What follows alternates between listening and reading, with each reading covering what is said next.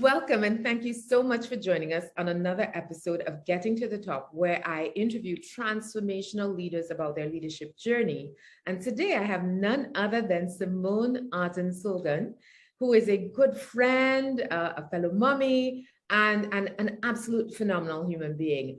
What I love about this conversation that I'm about to have with Simone is that we're both women in tech, and there are far too few women in tech. And so what I want and hope in this series, and certainly in this conversation, is to encourage more women to pursue a career in tech, but also to pursue more leadership roles in tech, because tech needs to be available to everybody. And by having more representation at the senior levels of tech, we have the ability to get that done. So thank you so much, Simone, for joining us today. No problem, Raquel. It's my absolute pleasure to be here. I think your topic about, really transformational leadership, it is very relevant now for that whole EDI conversation that we're starting to have, and I think it's long overdue. Fabulous, fabulous. So we'll start by asking Simone to introduce herself. She is the Vice President and General Manager of Cable and Wireless, Flow Trinidad, but to introduce herself in terms of her role and what it entails, and certainly a little bit about how she got there. Sure. So as Raka would have said, I'm the first woman to actually run the company. Flow Trinidad belongs to the Cable and Wireless group of companies. There are about 17 to 18 markets, both across the English-speaking Caribbean and Latin America.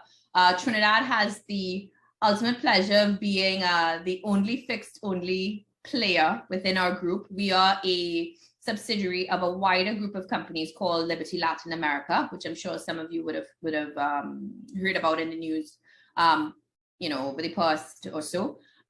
In my role, again, as I said, first woman to actually head it up. Trinidad is the number 3 in terms of a cable and wireless perspective. And basically what we do is that we connect. We have that one-of-a-kind connection with all the homes within Trinidad. We are the largest internet provider, video via, cable TV provider within Trinidad. And, for me, my vision is to make this company where flow equals home. So instead of looking at it as just a tech company, it's about, we connect the home. We create opportunities for families to get together, whether it is a movie night that we would have, made available through cable TV or video on demand, or even giving them connectivity to explore a world beyond their doorstep. And for us, it's about taking that tech and changing it from text and specs and putting it into consumer language. What does that mean for the average person? I think a lot of us in the past 18 to 24 months would have had to quickly pivot from face-to-face learning, for example, and having online school, having to actually do your day-to-day job from home. And we actually were a big enabler of that. And, it for us, it's trying to see, how do we serve the customer? How do we now prepare ourselves to have products and services that are future-proofed, right? So God forbid there's another, how do I say it, life-altering event to happen, that, we make sure that our customers are rightfully equipped to handle whatever comes on. And again, our aim is to become one of the most desirable places to work in the country. So I think we have quite a lot set up that we'd like to achieve. And basically it's for me, like I said, to just flip the script a bit and have us be more customer facing and customer understanding. And that's ultimately my goal and my vision. How did I get to be here? So I would have said, if you'd asked me 20 something years ago, if I'd be sitting here, I'd be like, no, what are you talking about? Because I didn't think it was possible, right? At least not at this age. I think growing up, most of us, going through secondary school, you had to pick through these very rigid regimens. You're either in natural science, you're either in modern, you're either in business, and there was nothing that kind of brought it all together.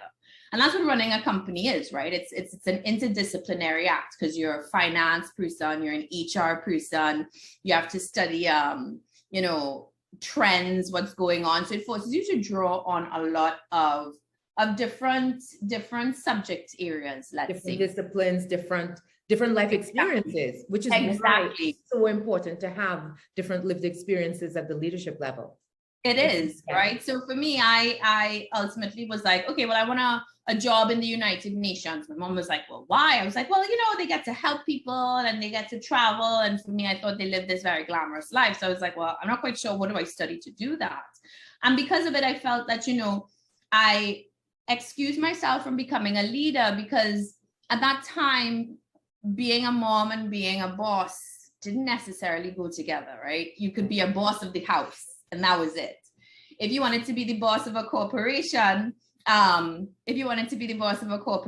what you would have to do is probably either not have kids, right? So you can have your significant other, but no kids, or you can wait for your kids to grow up and be off to college so that they're now self-sufficient, rather than you having to give give balance or give focus to both your so the only option for women was as an empty nester, for example. Correct, right? And at that point, which is a lot further on in your life. Exactly. So, I'm glad that as things progressed and, you started to have like your lean in movements and stuff where they're like, women, you should demand to have a seat at the table, break that glass ceiling and all of that. It was, it was, I guess, the catalyst for a lot of things. But as with everything, you kind of have to evolve. So for me, I kind of live by, there's this African proverb that says, if you want to go fast, go alone. If you want to go far, go together.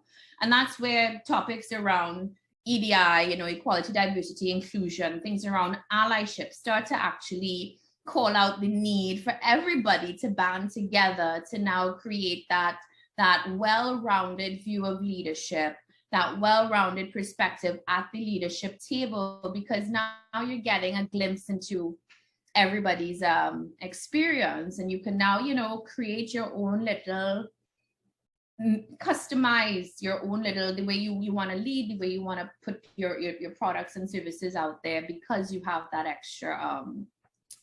extra special secret sauce. Everybody's given their own little perspective. So coming into it, I took from my experience, I would have started off at one of the other operators and had the opportunity to kind of move around the Caribbean. So I got different perspectives. But the one thing that remained consistent is that our industry connects people, right? Mm-hmm. And it connects people to a lot of different things, the opportunity to uplift themselves, etc. So it was very easy for me to kind of, make that transition. And I have a woman boss, which also helps. So she also understands that, look, you can't, work-life balance is a myth. It doesn't exist, right? You can't be everything to everybody. You're either going to be, a really great CEO or a really great mom. You can't be both at the same time. And you kind of need to give yourself the opportunity to figure out where are you going to focus right now. So if there's a family emergency, where it goes to the side,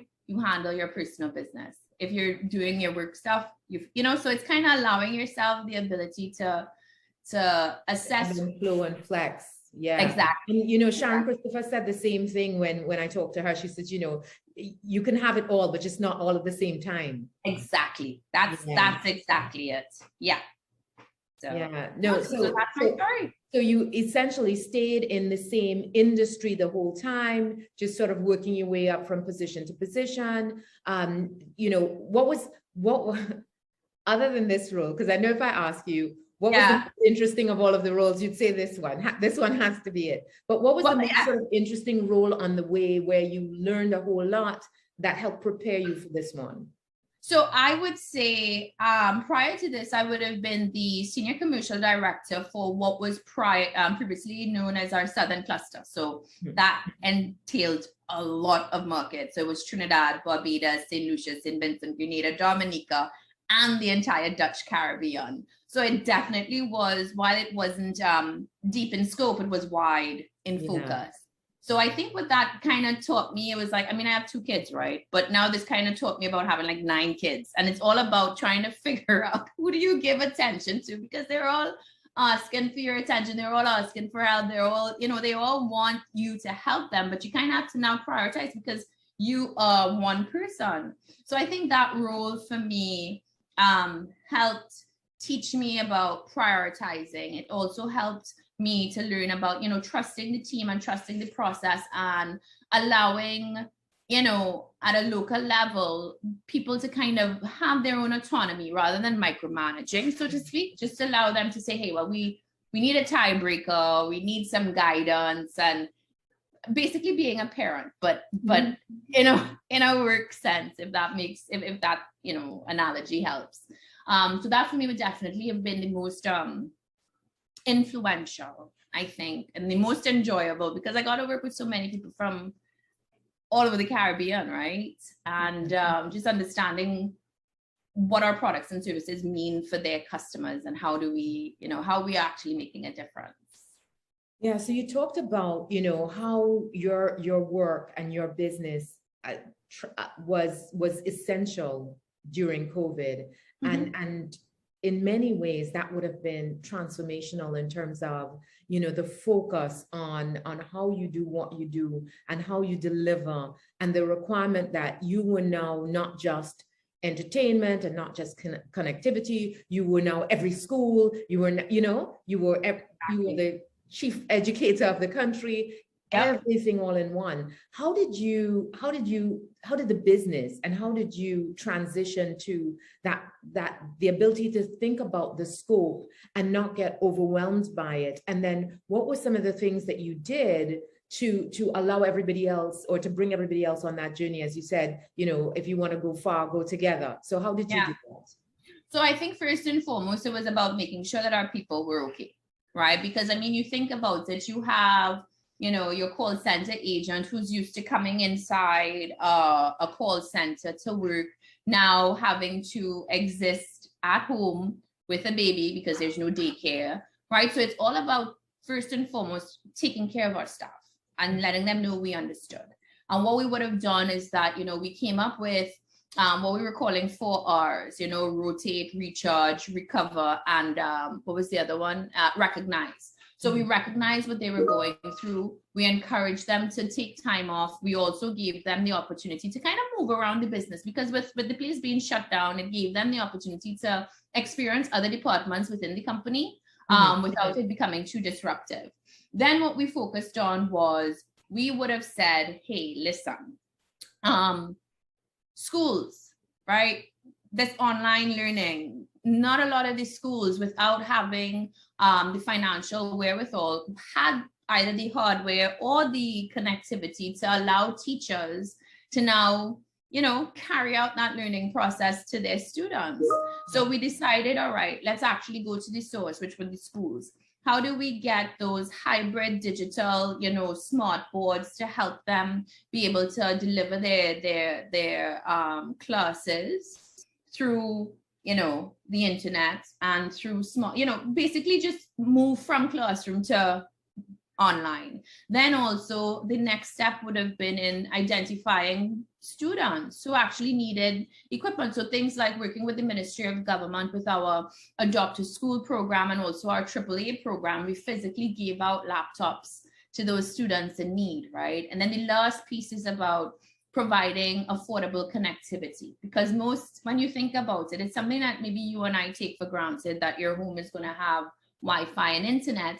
Yeah. And for the average home, stuck at home for 6 months, income isn't coming as it used to. They're now being forced to actually make some really tough choices. Do we, pay the lights or pay the internet? And it was about us understanding that shift and being very proactive about it. So some of those are the things that we would have done to actually make a difference, and be a real good corporate socially responsible business.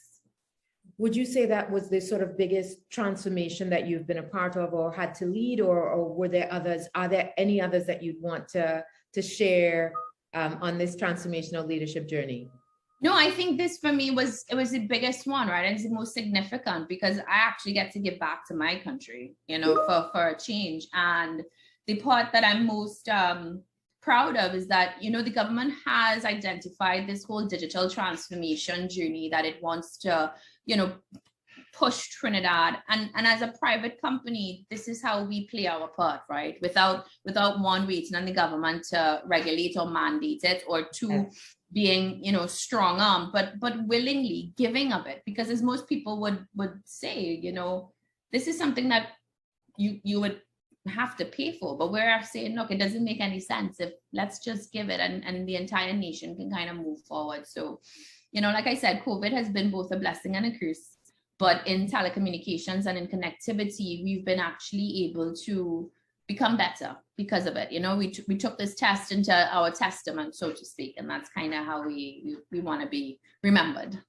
That's fabulous. It's funny, you're talking about corporate social responsibility, and we're looking at that so much in climate. Like, how do we get more companies involved and taking a leadership role?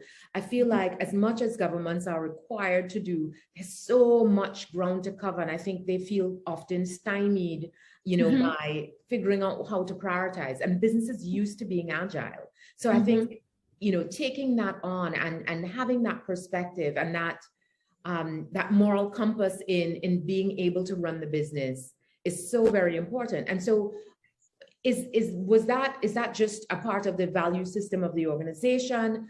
Did you have to sort of nudge and pull in different directions to say, well, listen, this is the right thing to do?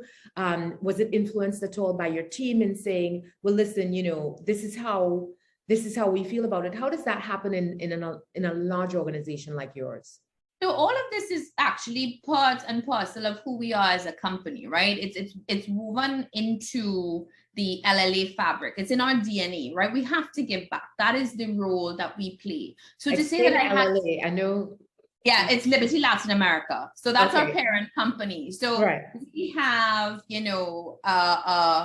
our company philosophy. It is grounded in understanding the role we play, the importance of the services that we provide, and not underestimating the influence that we as a private entity can have on the countries within which we operate. Our whole ESG portfolio also reinforces what we do. So our CSR stuff is based on things like access and care, and we're a people company, and we want to make sure that we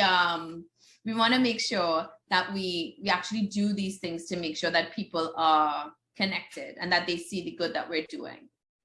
I think that's great. So what's your leadership style? I would say that I'm very empowering. Okay. I think it's all about letting people feel that they have enough autonomy to do what they need to do. So my first thing would be, I establish this is what we need to achieve. Mm-hmm. But I will allow you as a subject matter expert to figure out how do we get there. Yeah. Right. So it's all about allowing the team to grow on their own, right? If you have to fail fast, we figure it out as a team and we move on. And it's about, lifting as I climb, right? So I look at my entire senior leadership team and it's 84% women, right? And it's about women being formally and officially recognized for the roles that they play in tech, like you said, right? Rather than being, hiding behind their male counterpart, for example. Mm-hmm. So it's about being authentic, right? Like I said earlier, I am a mom, so I don't pretend to have it all together. I don't pretend as though emergencies don't happen, but I create this atmosphere of understanding that, hey, we're just everyday people trying to do our best here, and it's okay, and that's basically my style. It's very natural, I would say, very down to earth, but at the end of it, it's about making our people feel empowered that they are able to grow in their roles, and it's okay to make mistakes and it's okay to take risks, because at the end of the day, you don't lose, right? You either win or learn, and that's what we're about. It's so funny. That's come up so many times, huh? And that's really important that we understand that dynamic. So I would have left tech maybe like official tech 2018, and I would have been in tech almost all my career up to 2018, and we talk a lot about leading in tech as a woman and having to lead men and having to sort of flex with what are the expectations of women and how women are supposed to lead. Have you had any of that, and how do you deal with it? No, luckily I haven't. A lot of the men that I've interacted with are too, like I said, they're all allies, right? They all understand that for us, this is uncharted territory and that we need their support, right? Not only do we need their support from a mentorship perspective, but also from a sponsorship perspective, right? Because the two are very different. You know, behind those closed doors that are still predominantly the old boys club, we need somebody to speak up and vouch for us. So I would have to say, and again, I think it's coming, it all comes back to organizational culture. And at LLA, we are quite progressive. And a lot of the males in leadership recognize and really take on that whole allyship hat, you know, very seriously. So I'd have to say I'm probably one of the lucky women. I've never had to, you know, see that flex and square off with anybody at all, because it's really and truly an organization of understanding, empowerment, and just making sure that, because, you know, you want your customers to feel that they could relate, right? You take a look at a management team and you're like, none of these people look like me. So how can I expect them to know what products and services would resonate? Yeah, absolutely. Absolutely. So who have been some of the people who've helped you on this journey?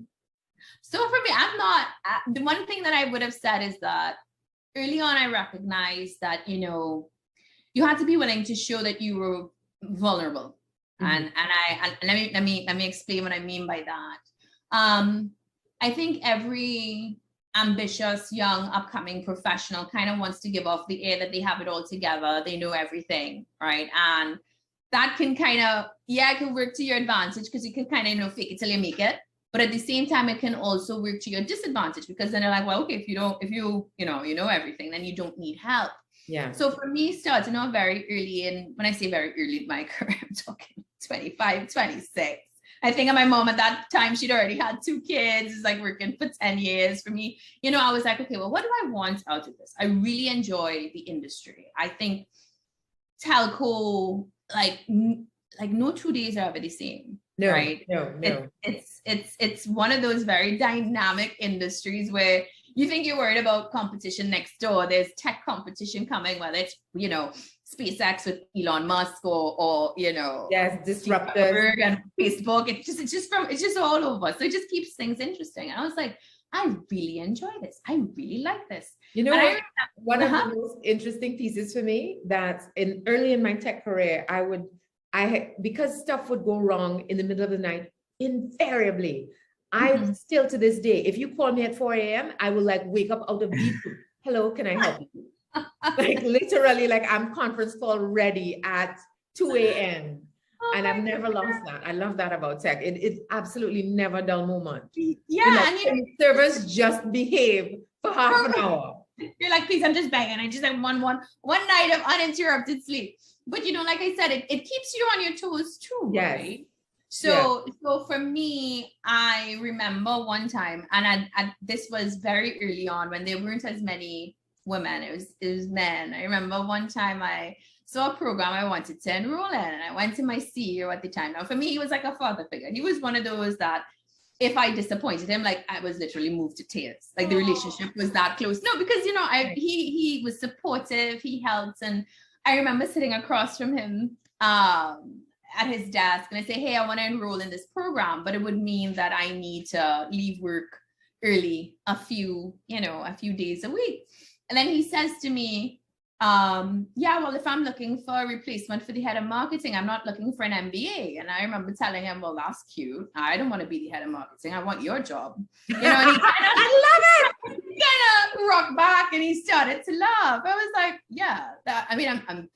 we're being honest, right? It's like, I love it. So what point in the career was this? Because, you know, it's funny, as I've been having all of these conversations, there have not been a lot of women who've said, you know what, I want that role. And we definitely need more women to say, I want that role. Yeah, I told that I would have said I would have been maybe about 6 years in to tell. Nice. Right. So it was pretty early on. And I said, I want that job. But remember, I also have in the back of my mind that I can get there. It just means that if I wanted kids, it'll have to be after. Or I would have to make a sacrifice to say, well, no kids if I want to get there sooner rather than later. Right. So I remember him, you know, kind of rocking back and laughing. And I said, look, I'm not going to be naive about this. I don't want to be overlooked for the position because they're like, oh, she doesn't have an MBA, right? Mm-hmm. Because let's be be frank, right? When it comes to it, there are certain things that are going to either give you a leg up, or you're going to be disqualified. Exactly. Yeah. So I said that to him. So that was one. And then the other one, I mean, early on also, I was quite passionate about what I did and very frustrated. And I had one, I was typical emotional woman. You know, if the agency didn't deliver, the campaign wasn't doing well, burst into tears kind of thing. And I had a boss also sit me down. He's like, listen, what I'm about to say to you is probably not the most politically correct thing to say, but you could be anything in this company if you would stop being such a woman. I mean, when I know he was right though, but what he was trying to say to me is yeah, please tell me what he was trying to say, because I want to hear that. He was trying to say, you see that passion, you need to find another way to express that passion.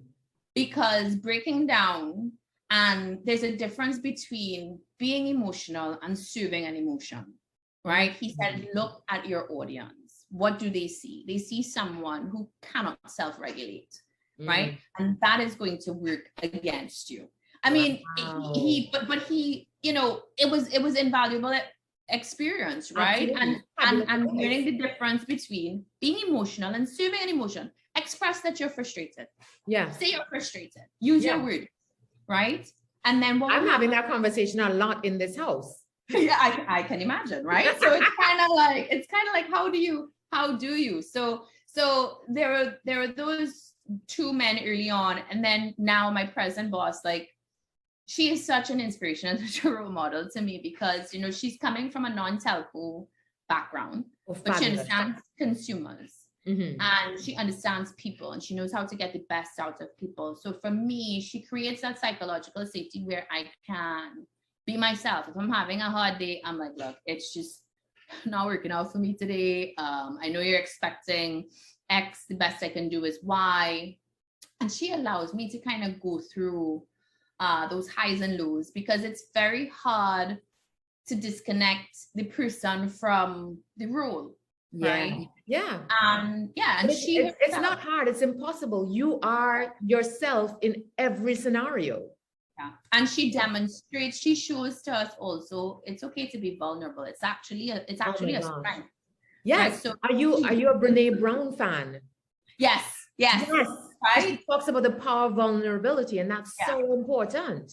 Yeah. So she, for me, is kind of like my North Star of what I want to be as a female leader, you know, and of course I'm ultra protective of her. So it's like, what do you need us to do? What do we need to achieve? And I'm just kind of there, like, you know, chief worker bee behind getting it done. So she looks good because, you know, her influence is just so inspiring, and it's so moving, you know, that I'm like, yeah, I can get this done. And you know what? I don't have to pretend to be a machine who's not going through. I can show that, and that for me is I don't think any man would really show us how vulnerable he is. So in a way, I'm kind of glad that she's in that seat, so I can see myself in her, and then use that in the way that I lead my team. Yeah, you know, and become stronger and better for it. Oh my gosh, what an amazing sort of growth environment to help you to become the best leader that you can. I should talk to her. Yes, you should. I can give you her info. I would love to. For me, I mean, words cannot describe just how. Well, the thing is, I'm a fangirl of yours. So if you're a fangirl of hers, listen. She's she is something special. And what she's trying to do for our industry and for our company, I don't think anybody else could do it. Nice. And that's why we need such a variety of people at the leadership level. Yeah, that are bringing different skills and new perspectives and new ways of doing things. So the advice, the off-color advice you received, was that the best advice you received? Well, I mean, I think they were all part of the journey, right? Because let me put it this way, I've never cried on the job since that conversation. So, you know, it did what it needed to do. It was funny. I came across, I think it was a Harvard Business Review article about what usually they say being emotional is bad and stuff like that. And it's, it now makes sense. But for me, I think it's more being unapologetic about going after sponsors rather than mentors. Because like I said, there is a difference, right? A mentor will teach you how to do things, but you need that person to vouch for you behind closed doors, and to use that what do you call it, that professional capital to your benefit. And it was establishing those relationships that I think came from me willingly putting aside my ego to say, look, I don't have all the answers. If I see someone who has answers to some of the questions that I want to, I need to ask, I'll align myself there and use that to kind of groom myself into the person that I want to become. Fabulous. Have you read Ursula Burns' Where You Are Is Not Who You Are? No, I haven't. I should put that on my reading list. Absolutely. And she talks about, the sponsors that she's had and how that worked for her on her leadership journey. And it was really, really well. I mean, the book is endearing. It's funny. It's wonderful. But I'd absolutely recommend that book as well. Sure, I put that on my list. See if I can pick that one up. Yeah, no, that's fabulous. Well, Simone, thank you so much for having this chat with me. It was my absolute pleasure. Like I said, I think, we're fortunate to be where we are because of the people in our lives, and also because of, that our tenacity. Let's be honest, I don't think our journeys have been as smooth, as easy for some. But it's about paying it forward. Anybody who looks like me, who has the same type of aspirations, they can now also see themselves in this role, rather than thinking, well, I don't really see any, it's nothing to aspire to here because I don't look like them. That's part of the difference that we will make. Absolutely. All right. Well, thank you for joining us at another wonderful episode of Getting to the Top, where we talk to transformational leaders about their transformational journey. And I learned so much from you, Simone, and I can't wait to see you again person to person.